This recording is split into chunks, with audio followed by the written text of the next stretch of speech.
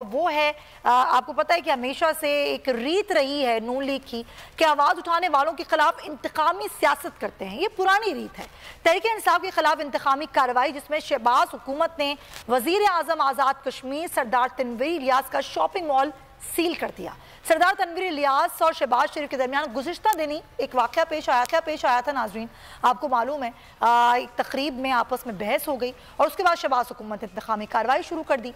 नून league जब इक़्तिदार में आई है इंतकामी सियासत की तमाम हदें पार की हैं। जिस शख्स ने भी नून लीग के खिलाफ आवाज़ उठाई उस पर जिंदगी को तंग कर दिया गया। सिर्फ कश्मीर के वजीर आजम सरदार तनवीर इलियास खान का आवाज़ उठाना जुर्म नहीं बना। अगर तारीख के औराक को पलटें तो ऐसे कई वाक़यात सामने आएंगे जब नून लीग के खिलाफ अपने हक में आवाज़ उठाना भी बहुत महंगा पड़ा। जमशेद दस्ती को भी नहीं छोड़ा गया जो कि MNA थे, जिनका जुर्म ये था कि वो नवाज शरीफ के करीब जाकर गो नवाज गो के नारे लगाते थे। बस फिर क्या था, उन पर पानी चोरी का इल्ज़ाम लगाया, उन्हें जेल में डाल दिया। 6 दिन उन्हें भूखा रखा गया।